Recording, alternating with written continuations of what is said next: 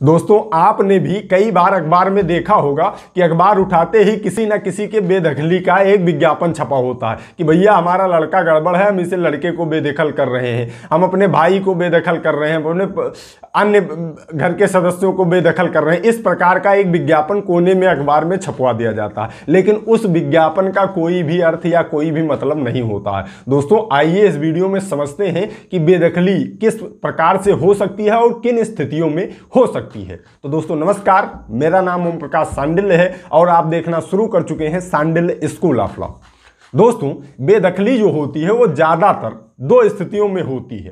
पहली स्थिति तो यह होती है कि पति पत्नी का झगड़ा इस समय कॉमन है, बहुत ज्यादा झगड़े हो रहे हैं पति पत्नी के और सारे मामले न्यायालय में भी जा रहे हैं। तो होता यह है, न्यायालय जब मेंटेनेंस का आदेश पति के ऊपर डाल देता है कि भैया आपको पत्नी को मासिक या वार्षिक या 6 माह में आपको इतने पैसे देने हैं या मासिक आपको पत्नी को इतना गुजारा भत्ता देना है, मेंटेनेंस देना है, तो वहां जो सास ससुर होते हैं यानी कि उस लड़के के जो पिता माता होते हैं वह सोचते हैं कि हम लाओ बेटे को ही बेदखल कर देते हैं जिससे कि मेंटेनेंस ना देना पड़े। क्योंकि अगर कोई भी न्यायालय के आदेश के बाद भी कोई भी पति अपनी पत्नी को मेंटेनेंस नहीं देता है, भरण पोषण नहीं देता है, तो पत्नी का यह अधिकार है कि वह अपने पति के संपत्ति की नीलामी भी करवा सकती है। अभी यहां सास ससुर ऐसे डर जाते हैं कि भैया अब संपत्ति तो है ही है, अगर उसको भरण पोषण नहीं मिला तो वो नीलामी करवा देगी, इसलिए वो अपने एक अखबार में वो विज्ञापन छपवा देते हैं कि भैया हम अपने पुत्र को बेदखल कर रहे हैं, ये हमारे घर का कोई सदस्य नहीं है।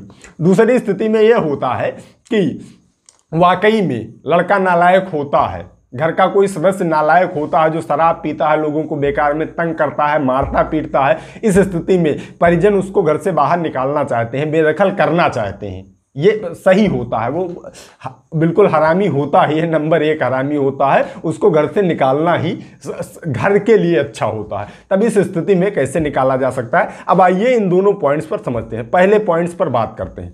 पहला पॉइंट जो है उसमें जो मेंटेनेंस के डर से अपने पुत्र को बेदखली का एक अखबार में वो छपवा देते हैं, इसका कोई मतलब नहीं, इसका कोई अर्थ ही नहीं है कि आप छपवा दे कि मेंटेनेंस नहीं देना, छपवा दे। पहली बात तो ये जानिए, कोई भी अगर आपकी बहू है तो अब मेंटेनेंस अपने पति से प्राप्त कर सकती है और अपने पति के संपत्ति पर ही नीलामी करवा सकती है जो उसके पति ने कमाई है। आप अगर ससुर हैं तो उस पर कोई असर नहीं पड़ने वाला है। अगर लड़का आपका मेंटेनेंस देता है तो देता है, नहीं देता है तो वो जाने, उसका काम जाने। अगर आप सास ससुर हैं तो आपकी संपत्ति पर आंच नहीं आने वाली है, बहू आपकी संपत्ति नीलाम नहीं करवा पाएगी। अगर इस स्थिति में आप पुत्र को बेदखल कर रहे हैं तो इसका कोई मतलब नहीं। और पहली बात तो यह है कि अखबार में बेदखली का एक विज्ञापन दे देने से कोई घर से बेदखल नहीं हो जाता है। तो अगर इस प्रकार का मामला है तो आप बेदखली का एक काम ही मत कीजिए, सारे अखबार की झंझट ही छोड़िए।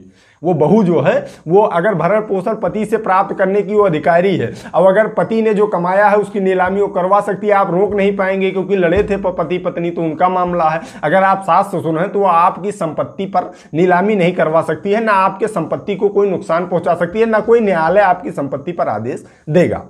अब आइए दूसरी स्थिति समझते हैं। दूसरी स्थिति यह है कि लड़का नालायक है भैया, और इस तरह से नालायक है कि उसको घर से निकाल देना ही घर के हित के लिए अच्छा है। माता पिता को तंग करता है, पूरे परिवार को तंग करता है, संपत्ति को नुकसान पहुंचाता है, बेकार में पैसे मांगता है और लोगों को मारता पीटता है, शराब पीता है, नशे करता है। तो इस स्थिति में अगर परिजन अपने पुत्र को बेदखल करना चाहते हैं तो वहां भी दो स्थितियां पैदा होंगी। अगर आप बेदखल करना चाहते हैं तो अगर आपने के पास जो संपत्ति, जो घर है, वह अगर आपका कमाया हुआ है तब तो आप उसको बेदखल आसानी से कर सकते हैं। लेकिन अगर आपने भी पैतृक संपत्ति पर आप भी निवास कर रहे हैं, अपने बाप दादा की संपत्ति पर ही निवास कर रहे हैं, तब आप बेदखल अपने पुत्र को नहीं कर पाएंगे, कितना भी नालायक आपका पुत्र है।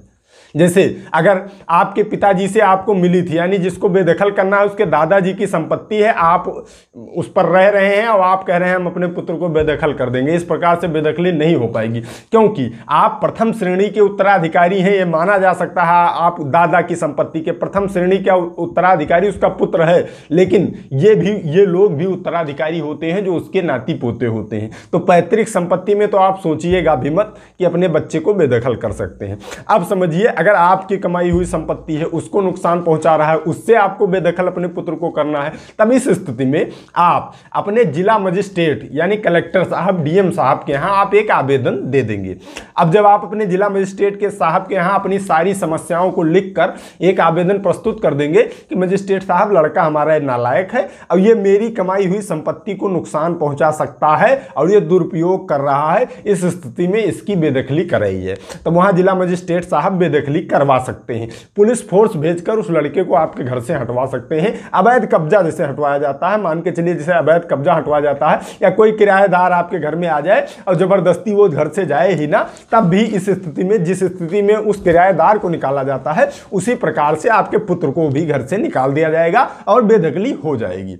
अब अगर जिला मजिस्ट्रेट साहब यानी कलेक्टर साहब इस पर एक्शन नहीं लेते हैं, तब आप कोर्ट भी जा सकते हैं। सिविल कोर्ट में आप जा सकते हैं, स्पेसिफिक रिलीफ एक्ट के अंतर्गत आप मुकदमा वहां पंजीकृत करवा सकते हैं और वहां से भी बेदखली का आदेश ला सकते हैं कि भैया नालायक बेटा तुम मेरे घर से निकल जाओ। ये कोर्ट का भी आदेश आ सकता है और यह इसी प्रकार से कार्रवाई होगी जैसे कोई आ जाए, अब अवैध कब्जा करके आपके घर पे बैठ जाए और जाए ना, इसी प्रकार से उस बच्चे को निकाल दिया जाएगा।